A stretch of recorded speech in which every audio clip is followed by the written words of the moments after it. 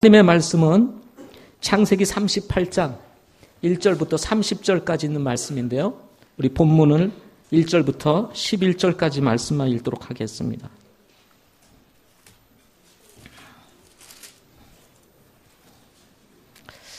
창세기 38장 1절부터 11절까지만 오늘 본문을 읽도록 하겠습니다.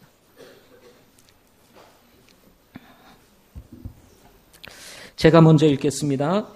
제가 1절 읽겠습니다. 그때 유다가 자기 형제들로부터 떠나 내려간 뒤 돌이켜서 히라라는 이름의 어떤 아둘람 사람에게로 가니라.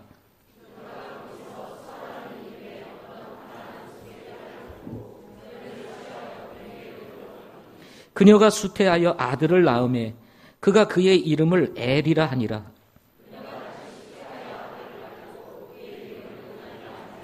그녀가 여전히 다시 수태하여 아들을 낳고 그의 이름을 셀라라 하니라. 그녀가 그를 낳을 때에 유다는 그 집에 있었더라.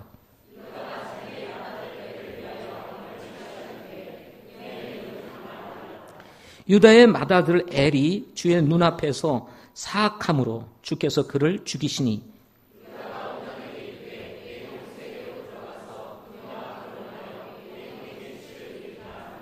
오나니 그 씨가 자기 것이 되지 아니할 줄을 알았으므로 자기 형수에게로 들어갈 때에 자기 형에게 씨를 주지 아니하려고 그 씨를 땅에 흘리니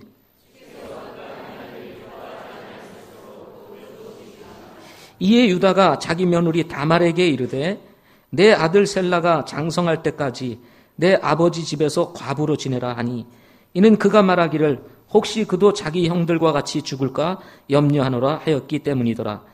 다말이 가서 자기 아버지 집에 거하니라. 아멘. 네, 기도하시겠습니다. 좋으신 아버지 하나님, 오늘 저희들이 예배로 모여서 하나님을 영과 진리로 예배하기 원합니다. 혹시나 우리 마음에 닫힌 영혼이 있으면 하나님 성령을 통해서 열어주시고 이 예배를 통해서 하나님께 나아가는 복된 시간 되게 해 주옵소서.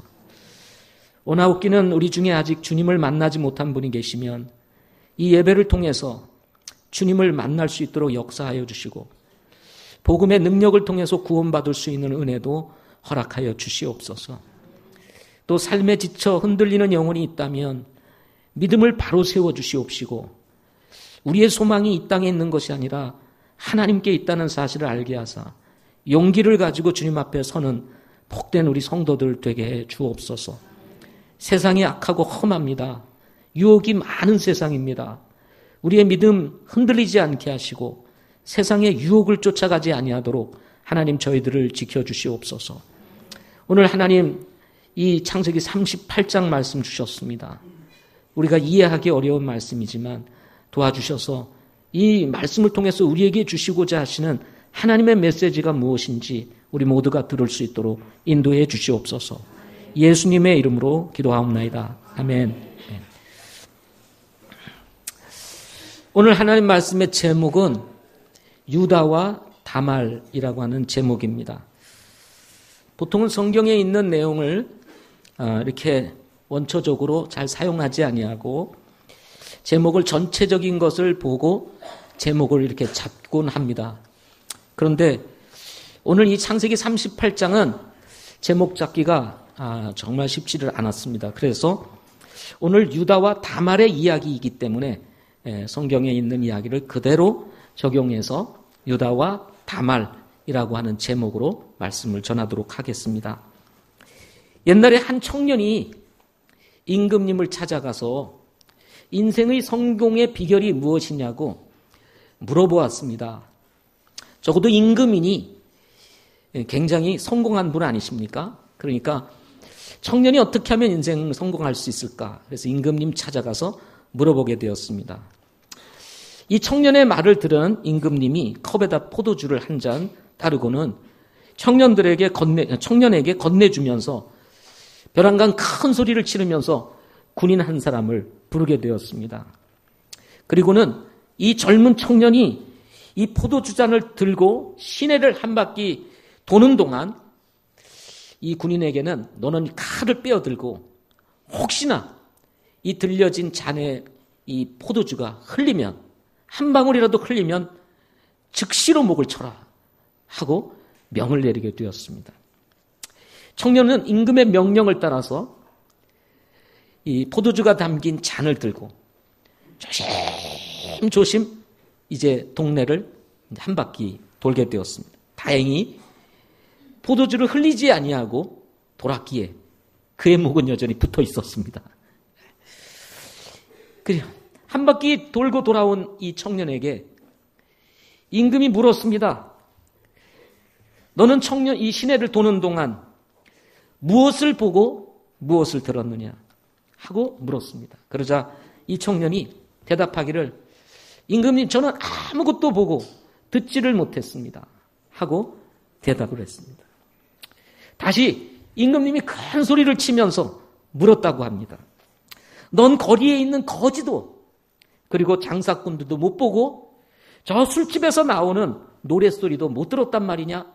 그랬더니 청년이 다시 대답하기를 네, 저는 아무것도 보지도 듣지도 못했습니다 하고 대답을 했다고 합니다. 그러자 임금님이 말하기를 그렇다. 이것이 내 인생의 교훈이다. 내가 거리를 한 바퀴 돌면서도 그 잔만 바라보고 정신을 집중시킨 것처럼 너의 인생의 모든 것을 집중하고 살면 성공할 것이고 유혹과 악한 소리가 내게 들리면 그리고 자로나 우로나 네가 치우치게 되면 너는 인생을 실패하고 말 거야 하고 임금님이 이야기를 했다고 합니다. 목숨이 걸려 있는지라 잔에 담겨져 있는 이 포도주 한 방울을 흘리지 아니하려고 집중을 하다 보니까 다른 것을 보고 들을 수 있는 여유가 없었던 것입니다. 저는 이 단순한 이야기를 통해서 신앙생활을 잘하는 비결도 여기에 있다는 생각이 들었습니다. 우리 예수 믿는 사람들이 이것저것 보고 듣고 쫓아가다 보면 신앙생활 실패하기가 딱 좋습니다. 신앙생활 잘하는 비결 무엇이겠습니까? 하나님만 바라보고 좌로나 우로나 치우치지 아니하고 쫙 가는 것입니다. 들려진 하나님의 말씀, 또 우리가 매일 보는 하나님의 말씀, 그 주신 말씀을 붙잡고 좌로나 우로나 치우치지 아니하고 한 방향으로 쫙 가면 저는 신앙생활에 성공할 수 있으리라고 믿습니다. 2017년도 좌로나 우로나 치우치지 아니하고 하나님만 바라보고 가는 저와 여러분들이 되시기를 바랍니다. 오늘 말씀은 하나님만 보고 가야 할 사람이 하나님을 보지 않고 좌로나 우로나 치우치다가 아주 지저분하게 부패한 한 사람의 이야기가 오늘 본문에 기록되고 있습니다. 이 사람은 야곱의 네 번째 아들이고 메시아의 혈통을 이어온 메시아의 조상 중에 한 사람으로서 그의 이름은 바로 유다였습니다. 이름이 뭐라고요? 유다였습니다. 이 유다의 이름은 원래 찬송이라고 하는 뜻을 가지고 있습니다. 하나님을 찬양하고 하나님께 영광을 돌려야 했던 이 유다, 예수님 메시아의 혈통의 조상이었던 이 유다. 그런데 이 유다는 왜 이렇게 지저분한 인생이 되었을까요? 유다는 가나안 여인과 결혼을 함으로 하나님의 말씀에 불순종했습니다. 며느리 다말에 대한 사회적인 의무를 다하지 않음으로 인해서 며느리와 정을 통해 아이를 가지게 되는 아주 못된 불륜을 저지르게 되는 이야기가 오늘 본문에 기록되어 있습니다. 시아버지와 며느리의 불륜, 이를 통해서 쌍둥이 아들을 낳게 되는 이 비극적인 이야기, 그야말로 정말 가정이 아닌 것 같은 이야기가 오늘 본문에 기록되고 있는 겁니다. 이런 일은 세상에서도 찾아보기가 쉽지 않습니다. 예수 믿지 않는 사람들의 사회 속에서도 찾아보기 쉽지 않은 참 이렇게 지저분한 이야기가 오늘 이 창세기 38장 전체를 통해서 기록되고 있습니다. 그럼에도 불구하고 이집트로 팔려간 요셉이 이집트에서 어떻게 생활을 하게 되었는지에 대한 기사를 기록하기 전에 왜 하나님께서는 이렇게 지저분하고 더럽게 부패한 유다의 이야기를 이 요셉의 이야기 속에 삽입하고 있는가 하는 것입니다. 결론적으로 오늘 말씀의 결론을 먼저 여러분에게 말씀드린다고 한다면 성경의 원리 중에 하나 우리에게 가르쳐주는 아주 중요한 진리가 하나 있습니다. 그것은 죄가 더한 곳에 은혜가 넘친다는 사실입니다. 다시요. 죄가 있는 곳에 뭐가 넘쳐요? 은혜가 넘친다는 말씀입니다.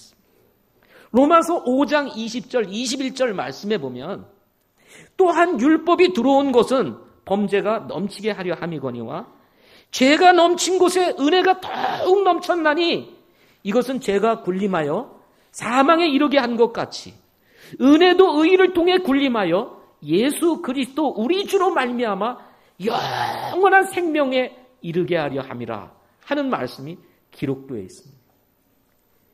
죄가 더한 곳에 은혜가 넘치는데 그 은혜가 예수 그리스도로 말미암아 나타나서 생명에 이르게 한다라는 말씀이 로마서 5장 20절, 21절 말씀에 나오는 것입니다. 여러분, 은혜가 무엇입니까?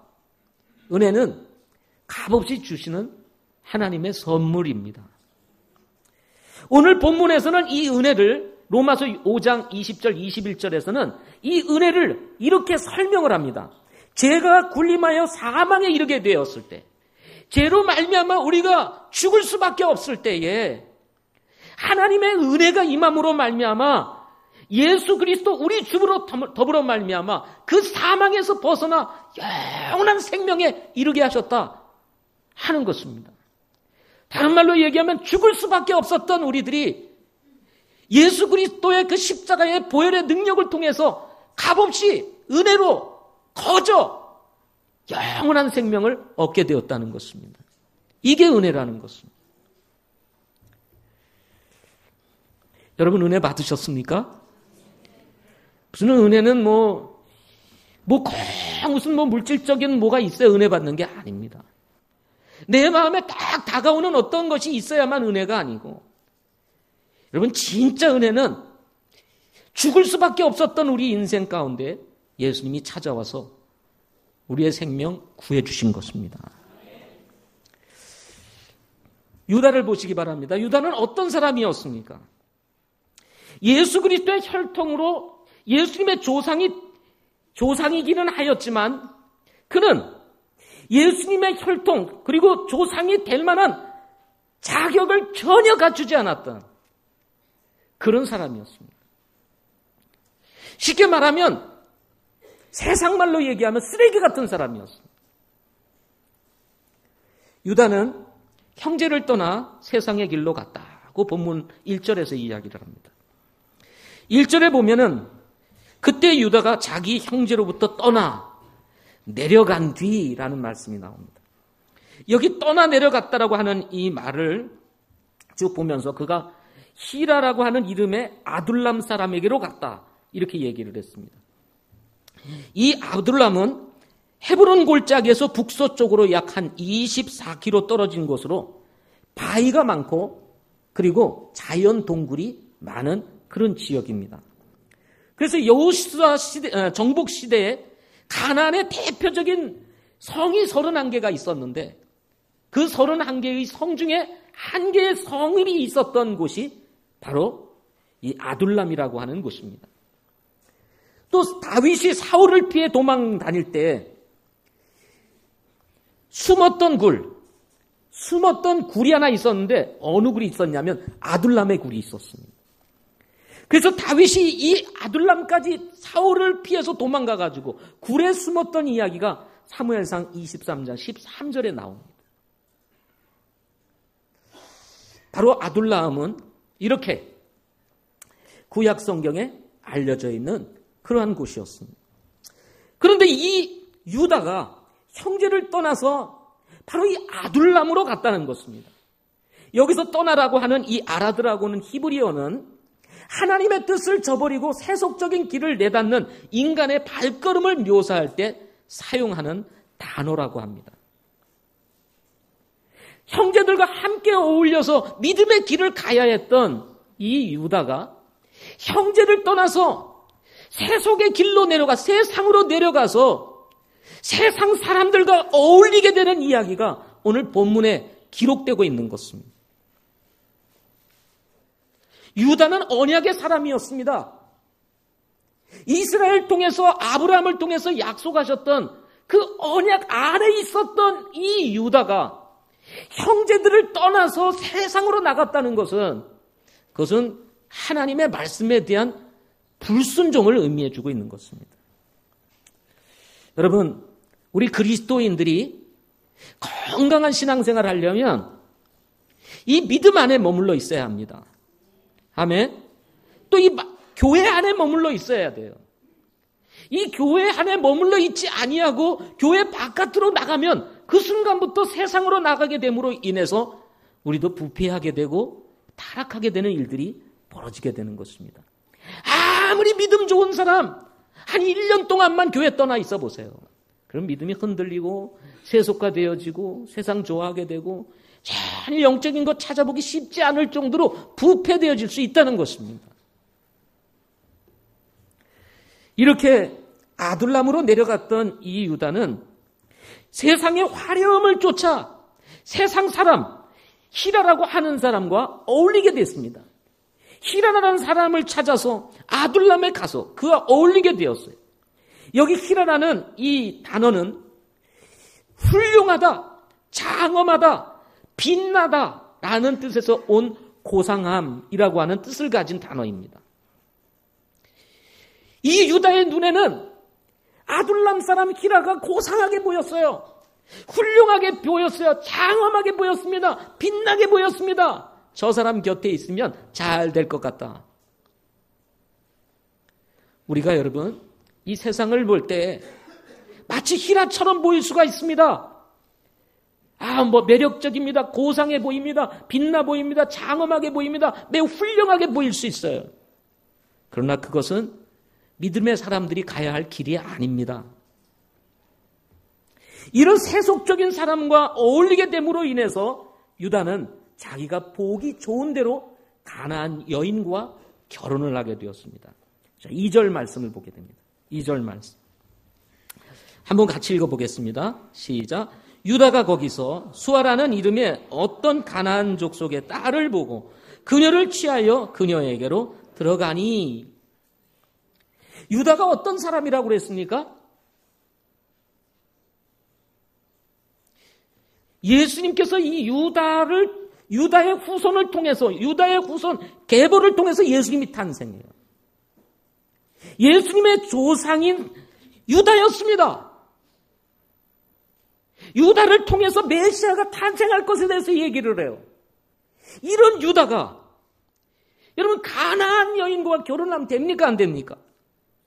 우리는 이미 야곱을 통해서 이삭을 통해서 가나안 여인과 결혼하지 아니하고 이 아브라함의 고향으로 가서 거기서 아내를 취하여 여인을 취하여 결혼했던 이야기들을 창세기 강해를 통해서 공부해 왔습니다. 여러분 기억나시죠?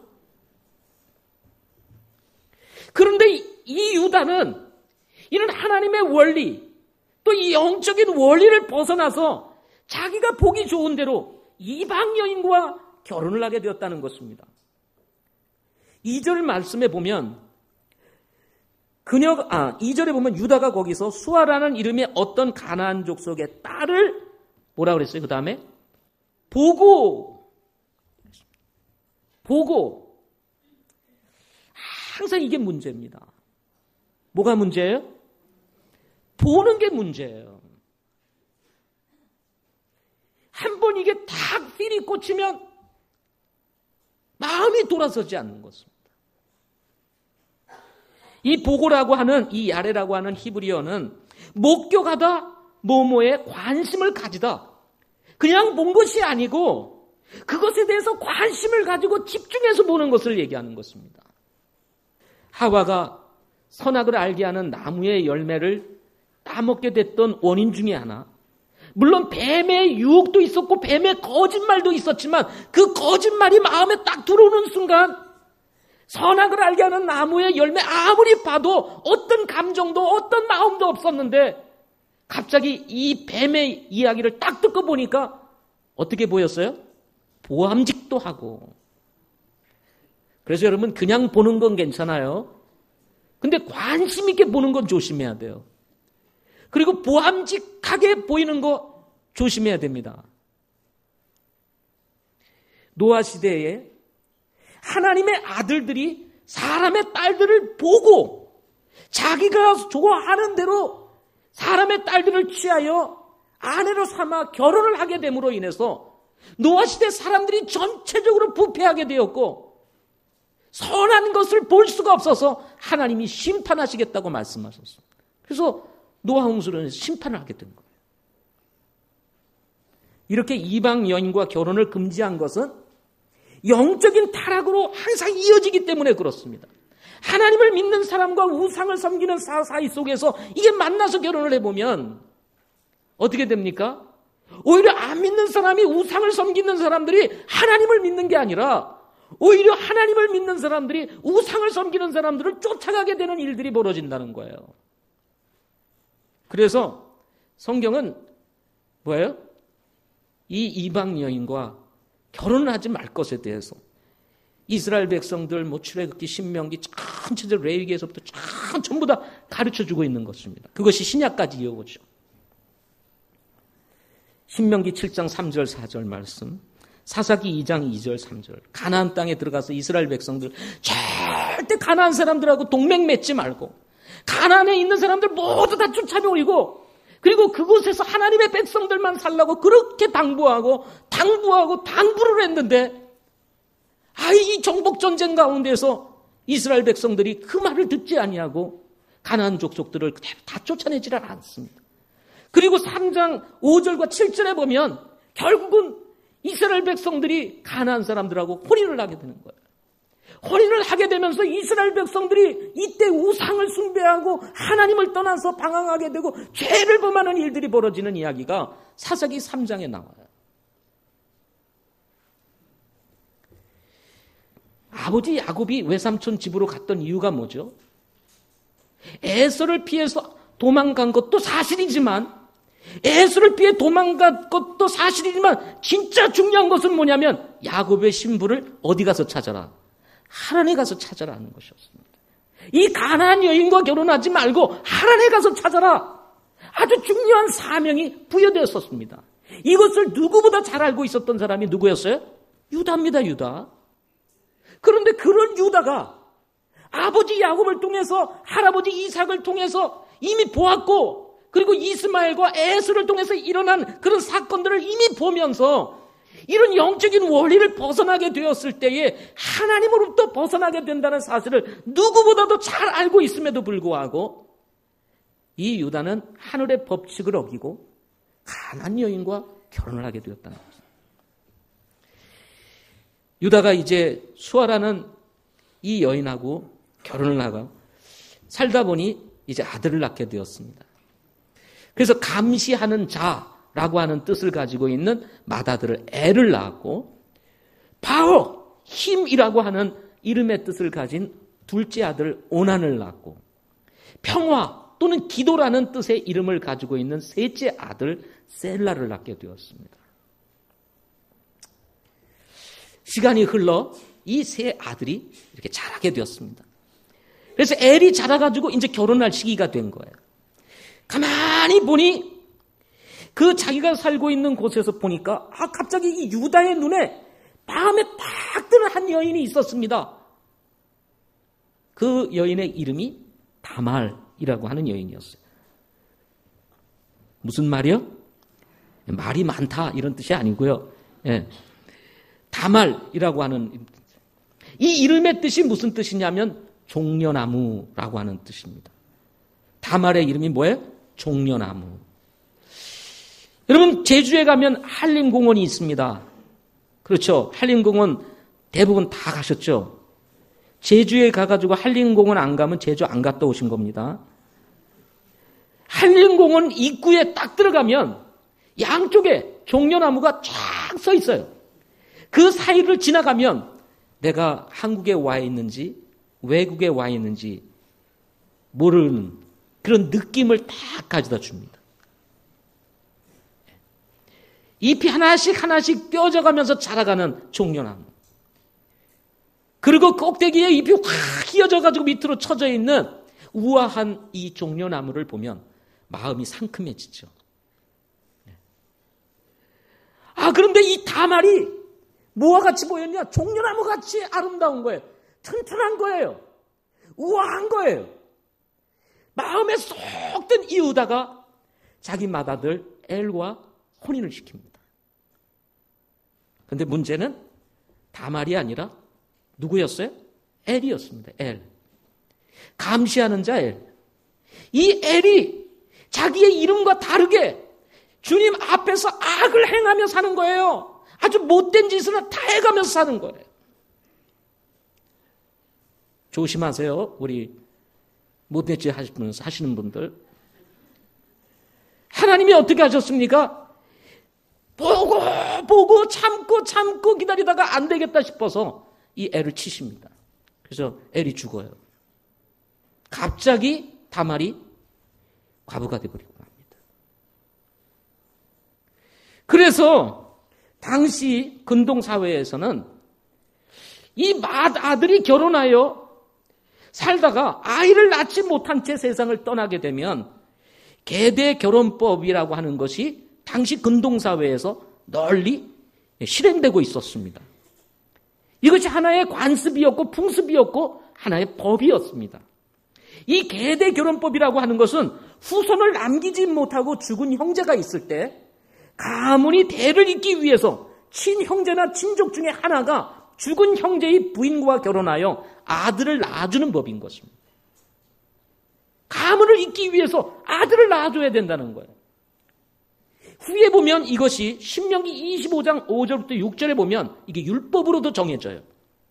모세를 통해서 주신 율법으로도 정해지게 되는데 형제들이 함께 거하는데 그들 중 한 명이 죽고 아이가 없거든 그 죽은 자의 아내는 밖에서 남에게 시집가지 말 것이요 그녀의 남편의 형제가 그녀에게로 들어가 그녀를 아내로 취해 남편의 형제 된 의무를 그녀에게 행할 것이며 이로써 그녀가 낳은 맏아들이 죽은 그의 형제의 이름을 잊게 하여 그의 이름이 이스라엘에서 끊어지지 않게 할 것이니라.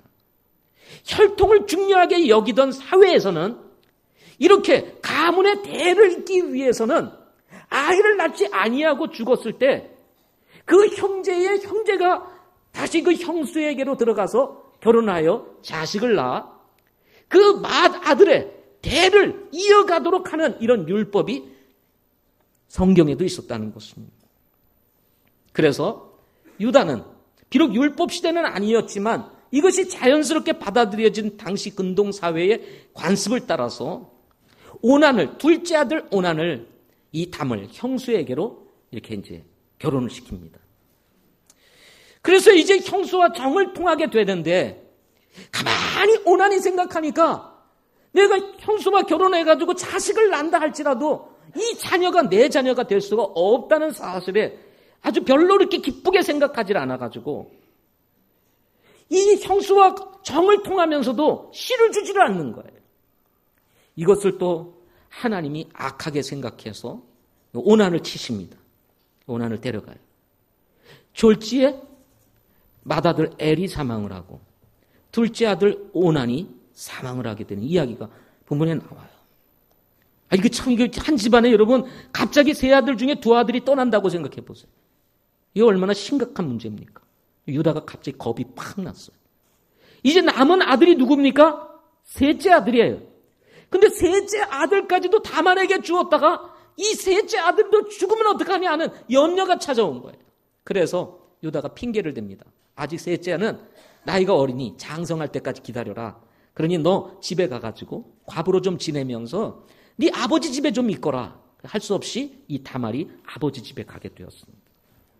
그 아버지 집에 가가지고 1년, 2년, 3년 시간이 지나가는데도 불구하고 이 아버지 유다가 장성한 셀라를 자기에게 주지를 않는 거예요.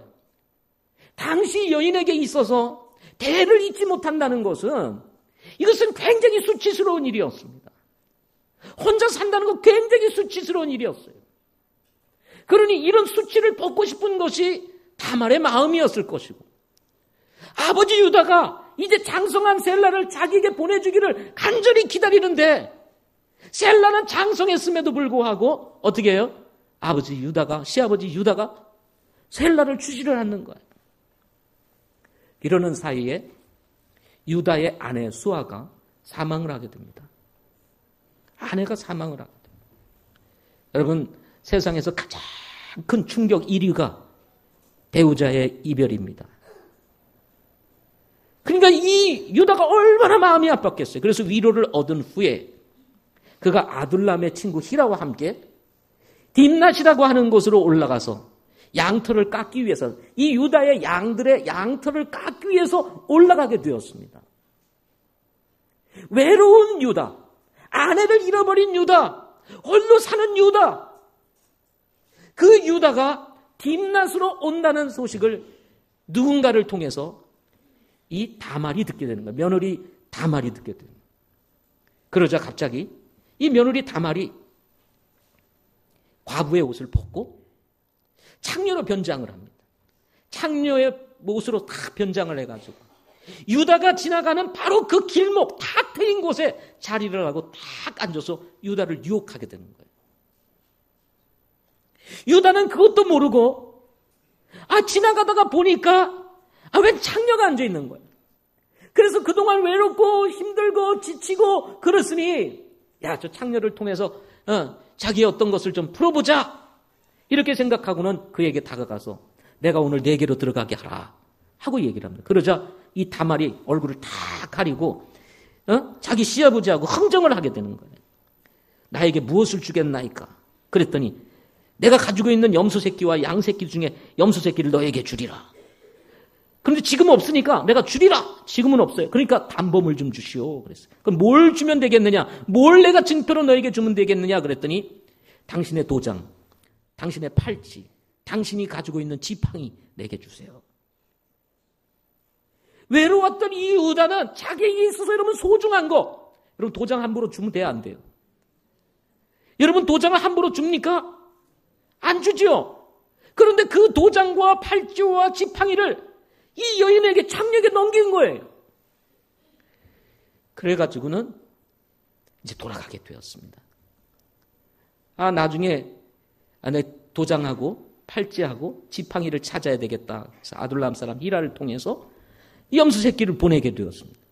그래서 이 히라가 딥낫에 가가지고 아무리 아둘람 사람이 가서 찾아봐도 그 창녀가 보이질 않는 거예요. 창녀가. 그리고는 사람들에게 수소문해 봤더니 딥낫이라는 동네에는 아예 창녀라는 것이 존재하지 않는다. 그러니까 창녀로 변장했던 이 다말이 집으로 돌아갔으니 찾을 수 있겠어요? 3개월이 지났습니다. 3개월이 지났는데 이게 유다에게 소식이 들려온 거예요. 어떤 소식이 들려왔냐면 며느리 다말이 창녀짓을 하다가 아이를 가지게 됐다 하는 소식을 듣게 된 거예요. 이러니 이 시아버지 마음속에 어떤 마음이 들었겠어요? 원래는요, 자기 잘못은 생각 안 하고 남의 잘못은 어떻게 보여요? 크게 보이는 게 사람의 다 마음인 겁니다. 자기가 잘못한 거 생각 안 해요.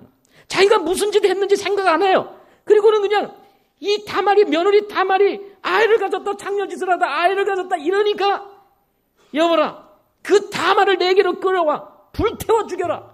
이렇게 된 거예요. 못 태워 죽여요? 이 시아버지가 아무리 다말이 잘못했다고 해도 그래 며느리를 불태워 죽여요? 불태워 죽여라. 그래가지고 끌려가면서 이 다말이 비로소 얘기를 합니다. 사람들에게. 내게 이 아이를 가지게 한 그 주인이 바로 이 사람입니다 하고 뭐를 내밀어요? 도장, 팔찌, 지팡이. 이거를 딱 내밀은 거예요. 이거를 우리 시아버지 유다에게 갖다 보여주세요. 내 이 뱃속에 있는 아이의 주인이 바로 이것을 가진 사람의 주인입니다 하고 얘기를 한 거예요. 그래가지고 사람들이 이 지팡이와 그 다음에 팔찌와 도장을 시아버지 유다에게 딱 보여주니 깜짝 놀라는 거죠. 그게 누구 거예요? 그게 누구 거예요? 시아버지 거, 유다 자신 거. 깜짝 놀라면서 유다가 한 말, 그게 뭡니까? 내가 다말에게 하는 말이에요. 내가 나보다 의롭도다. 네가 나보다 의롭도다. 나는 너의 잘못을 가지고 지금 불태워 죽이려고 너를 끌어내라고 하는데 나는 내 잘못을 알지 못한 채 너를 죽이려 하고 있구나. 네 잘못보다도 내 잘못이 더 커. 그래서 네가 나보다 의롭구나. 이렇게 해서 다말이 아들을 낳게 됩니다. 근데 아들을 낳기는 낳는데 무슨 아들을 낳아요? 쌍둥이를 낳게 됩니다. 쌍둥이. 그래서 쌍둥이 첫 번째 나온 아들이 베레스, 두 번째 아들이 세라. 두 쌍둥이를 낳게 됩니다. 역대상 2장 1절부터 15절 말씀을 보게 되면 다윗의 족보가 나옵니다. 다윗의 족보. 다윗의 족보는 매우 중요하죠. 그죠? 왜냐하면 예수님은 누구의 후손? 다윗의 후손이었습니다. 그래서 다윗의 족보를 쫙 얘기하면서 그 다윗의 족보가 뭐로부터 시작하냐면 유다로부터 시작됩니다. 유다로부터. 유다의 아들들은 엘과 오난과 셀라인데 유다의 며느리 다말이 베레스와 세라를 그에게 낳았더라. 베레스의 아들은 헤스론과 하모리요, 또 헤스론의 아들들 곧 그에게서 태어난 자들은 여라무엘과 람과 글루베더라. 람은 암미나답, 암미나답은 유다 자손의 통치자 나손, 나손은 살마, 살마는 보아스, 보아스는 오벳, 오벳은 이셋, 이셋이 다윗을 낳았더라. 다윗이 이 지저분하고 부패한 이 유다와 다말에 의해서 탄생을 했다는 거예요.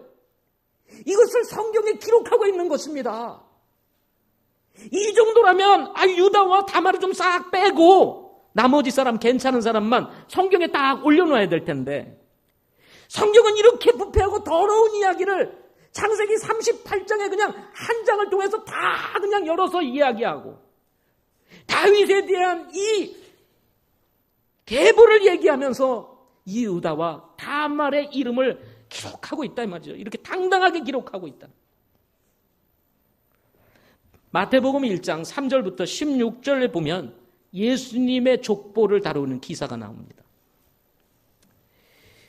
3절부터 16절까지 예수님의 족보를 쭉 얘기를 하면서 예수님은 다윗의 자손이요 아브라함의 세대라 라고 얘기를 하면서 유다는 다말에게서 베레스와 세라를 낳고 베레스는 헤스론을 낳고 헤스론은 람을 낳고 람은 아비나답을 낳고 그리고 16절에 가서 야곱은 마리아의 남편 요셉을 낳았는데 마리아에게서 그리스도라 하는 예수님이 태어났느니라. 예수님이 이렇게 더럽고 지저분한 유다와 다말을 통해서 탄생했다는 이야기를 마태복음이라고 하는 이 엄청난 예수님의 족보 이야기를 하면서 그 이름을 올려놓는 거예요. 다말은 해서는 안 되는 일을 했던 사람이었습니다. 비록 시아버지가 셀라를 주지 않음으로 인해서 여인의 수치를 가지고 살기는 했지만 어떻게 감히 시아버지를 범해가지고 아이를 낳을 생각을 했냐 이 말이에요. 그러나 유다의 잘못, 이 다말보다도 유다의 더 큰 잘못, 셀라를 어떻게 해요? 이 다말에게 주지 않음으로 인해서 발생한 이 사건에 결국 다말의 이 못된 행동을 용납하게 만들었습니다. 26절 말씀을 한번 보겠습니다. 26절. 38장 26절. 38장 26절. 같이 읽어보겠습니다. 시작. 유다가 그것들을 알아보고 이르되 그녀가 나보다 더 의로웠도다. 이는 내가 그녀를 내 아들 셀라에게 주지 아니하였기 때문이더라 하고 다시는 그녀를 또 알지 못하더라. 이런 말씀입니다. 결국 이런 문제가 발생하게 된 원인을 누가 제공했어요? 유다가 제공을 하게 됐다. 유다와 다말은 하나님의 관점에서나 우리의 관점에서 볼 때도 어떻게 보면 쓰레기 같은 인간이었습니다. 그러나 하나님은 이런 쓰레기 같은 인간을 버리지 아니하시고 자신의 약속을 따라 혈통에서 제하지 아니하시고 성경에 당당하게 기록하고 있는 것을 보게 된다는 것입니다. 다말뿐만 아니라 예수님의 족보에는 4명의 여인이 기록되어 있어요. 예수님의 족보에 몇 명의 여인이요? 4명의 여인. 그 첫 번째 여인이 다말입니다. 두 번째 여인이 룻입니다. 룻기의 주인공 룻. 세 번째 여인이 라합입니다. 라합. 네 번째 여인이 마리아입니다. 마리아는 전혀 남자들하고 상관이 없는 처녀였다라고 성경에 이야기합니다. 남자를 모르는 여인이었다. 근데 이 마리아를 제외하고 다말, 룻, 그리고 라합은 어떤 사람이었습니까? 이 다말은 시아버지하고 이미 불륜을 저지른 어떻게 보면 정말 지저분한 여인이었습니다. 룻은 어땠습니까? 나중에 누구예요? 보아스하고 다시 재혼을 하죠. 그래서 2번 결혼한 여인이었습니다. 라합은 어떤 여인이었습니까? 그를 기생이라고 소개를 했어요. 그러니 여러분, 이게 얼마나 저거하겠습니까? 그럼에도 불구하고 이 3명의 여인의 이름을 예수님의 그 거룩한 족보에 올려놓는다 이 말이에요.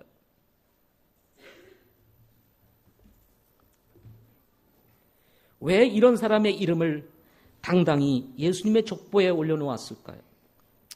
이유는 간단합니다.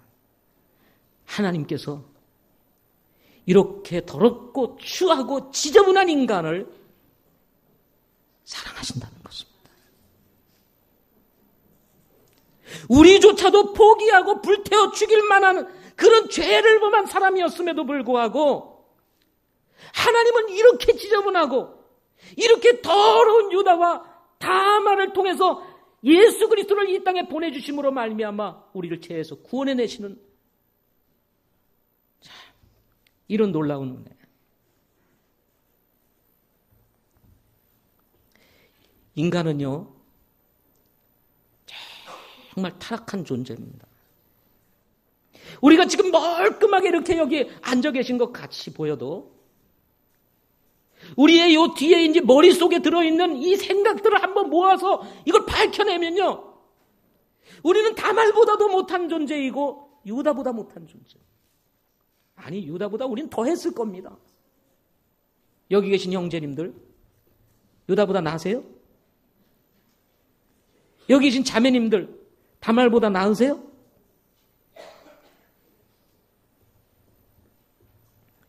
요셉의 이야기 사이에 유다의 이야기를 삽입한 이유가 무엇일까? 요셉은 예수님을 상징하는 인물입니다. 이 요셉이 세상을 상징하는 이집트로 팔려갔습니다. 이집트에서 일어나는 사건을 이야기하기 전에 유다의 기사를 이 본문의 38장에 삽입을 하고 있습니다. 이집트에서의 요셉의 이야기, 그리고 430년 후 모세를 통해서 일어나는 출애굽 이야기, 이것은 인간을 죄에서 구원하시고자 하시는 하나님의 그 놀라운 사랑을 담고 있는 구원의 역사를 다루고 있는 이야기가 출애굽 이야기입니다. 이스라엘 백성들을 이집트에서 건져내는 이야기예요.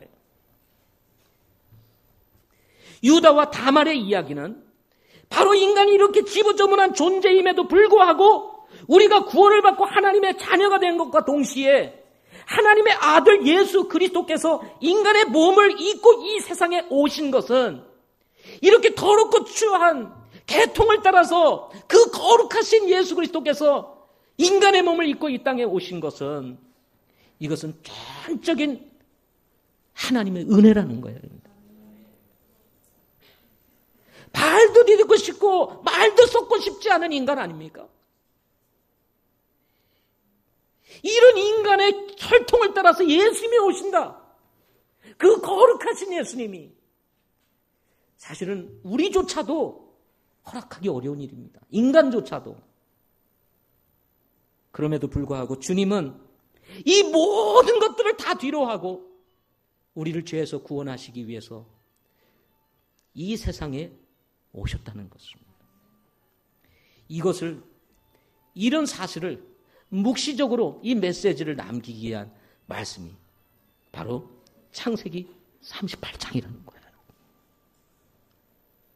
아직 주님은 오시지 아니했지만 그 하나님의 놀라운 사랑의 계획을 알리고 싶은 하나님의 마음을 담고 예수님을 표상하고 있는 이 요셉의 이야기를 앞에 두고 이 38장에서 유다의 이 지저분한 이야기를 기록하고 있다는 것입니다.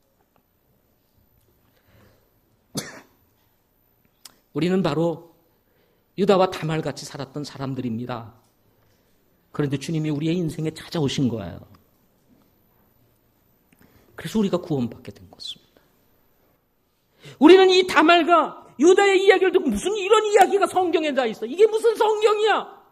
이러기 이전에 유다와 같이 살고 있는 다말과 같이 살고 있는 우리의 모습을 보면서 이런 인간을 사랑하시는 하나님의 생각을, 하나님의 마음을 우리가 가져야 된다는 것입니다.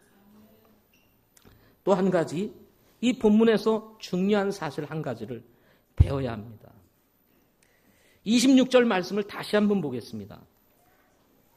26절 자세히 여러분 한번 그냥 보지 마시고 눈을 좀 더 떠서 한번 자세히 한번 보면서 유다가 그것을 알아보고 이르되 도장과 팔찌와 지팡이가 자기 것인 것을 알아보고 이르되 그녀가 나보다 더 의롭도다.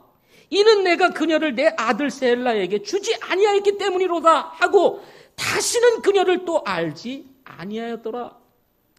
지금 일어난 이 다말의 문제, 다말이 아이를 가진 이 부패한 이야기의 문제의 원인이 누구에 있다는 걸 알았어요?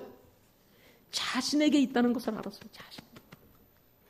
비로소 이 많은 문제의 원인이 누구에게 있다는 사실을 비로소 깨닫게 된 거예요. 쉽게 말하면 내가 잘못했구나. 나 때문이야. 나 때문에. 우리는 많은 경우에 문제를 내가 아니라 죄 때문에요.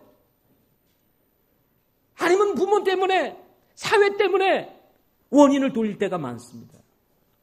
그런데 유다는 이 사실을 보면서 그래도 그렇지, 네가 어찌 그럴 수 있어, 불태워 죽여라, 이게 아니고 이 모든 문제의 원인은 바로 유다 자신에게 있다는 사실을 그가 깨닫고 네가 나보다 의롭도다. 이는 내가 그녀를 내 아들 셀라에게 주지 아니한 사회적 의무를 다하지 아니했던 이 유다 시아버지 자신에게 있다는 사실을 알고 그 다음에 어떻게 했어요? 다시는 그녀를 또 알지 아니하였더라. 에이, 이 양 이렇게 된 거, 이 불쌍한 다말 어떻게 해요? 내가 데리고 살아야지. 그렇다고 이제 버리면 어떡하나? 그래서 너도 좋고 나도 좋고 그니 같이 살자. 이게 아니라 자신의 행위가 부정한 것을 알게 되고 자신의 잘못이 무엇인지를 알게 되었던 이 유다가 다시는 다말을 알지 아니하기로 결정을 하고 그는 분리되어서 바르게 살아갔다는 사실을 우리가 이 말씀을 통해서 보게 되는 것입니다. 우리가 죄를 몰랐을 때, 우리가 죄인이라는 사실을 몰랐을 때, 세상에서 내 마음대로 살 때, 그때는 몰랐지만 예수님을 통해서 우리가 죄를 깨닫고 우리 인생이 어떤 존재인지를 알게 된 다음에 이것 때문에 내가 죽을 수밖에 없고 이것 때문에 내 인생 가운데 고통이 찾아올 수밖에 없었고 이것 때문에 내가 이 인생 가운데 슬프고 괴롭게 사는 수밖에 없었구나 하는 사실을 깨닫고 나서 예수님을 개인의 구주로 주님으로 영접하고 우리가 구원을 받게 된 것입니다. 이것을 깨달았다면 어떻게 해야 되겠어요?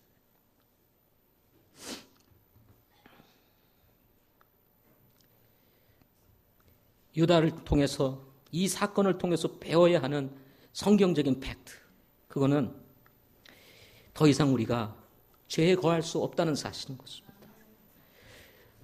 그래서 로마서 5장 20절 21절 바로 이어지는 6장 1절부터 2절 말씀에 성경은 이렇게 말합니다. 그런즉 우리가 무슨 말을 하리요? 은혜가 넘치게 하려고 우리가 죄 가운데 거하겠느냐? 결코 그럴 수 없느니라. 죄에 대하여 죽은 우리가 어찌 그 가운데 더 살리요? 죄가 더한 곳에 하나님의 은혜가 더한다. 오, 그래. 그렇다면 죄를 전해도 괜찮구만. 이래가지고 계속 죄를 범하고 사는 것이 아니라 그래야 하나님의 은혜가 더해진다며. 이렇게 잘못 생각하는 사람들이 있다 이 말이죠. 이것은 예수 믿기 전 죄악된 세상을 보시고 하나님께서 은혜를 더하심에 대한 이야기고, 예수 그리스도를 믿고 거듭난 우리들에게는 무슨 말 하느냐? 은혜가 넘치게 하려고 우리가 다시 죄 가운데 거하겠느냐? 결코 그럴 수 없느니라. 왜냐하면 우리는 예수님을 믿고 구원받는 순간 죄에 대하여 죽은 자요, 예수 그리스도 안에서 우리가 산 자가 되었기 때문이라는 것입니다. 이것이 오늘 우리에게 주시는 하나님의 메시지인 것입니다. 죄에 대하여 죽은 우리가 어찌 그 가운데도 살겠느냐? 아니라는 것입니다. 절대로 여러분 죄한테 거하면 안 된다는 것입니다. 죄를 따라가면 안 된다는 것입니다. 그러므로 유다의 불순종의 죄, 도덕적으로 타락했던 죄, 사회적인 의무를 불이행한 죄로 말미암아 일어났던 이 모든 사건에 대해서 오라 나는 공고한 사람이로다 하고 그가 돌이켰던 것처럼, 혹시나 우리가 믿음 가운데 살면서 여전히 구원받은 우리 그리스도인으로서 유다와 같이 불순종의 죄를 범하고 도덕적으로 부패한 죄를 범할 뿐만 아니라 사회적인 의무를 불이행함으로 인해서 일어나는 많은 사건과 사고 속에서 우리가 힘들고 어렵게 살고 있다면, 여러분 우리가 자백하고 돌이켜서 이제 주님과 함께하는 삶이 저와 여러분에게 있기를 소망합니다. 2017년도를 출발하면서 오늘 우리에게 주시는 이 메시지, 우리는 더럽고 추한 존재일 수밖에 없고 불순종할 수밖에 없는 존재이지만, 그럼에도 불구하고 하나님께서 우리에게 베푸시는 은혜가 있었고 이제는 더 이상 죄 가운데 거할 수 없다는 이 사실 앞에서 혹시나 여러분 가운데 아직 불순종의 죄, 도덕적으로 부패한 죄, 그리고 사회적 의무를 행하지 않음으로 인해서 일어나는 우리 주변의 어려운 문제들을 가지고 있다면, 여러분 회개하고 자복해서 영적으로 회복되고 주님과 함께하는 저와 여러분들이 되시기를 바랍니다. 기도하시겠습니다.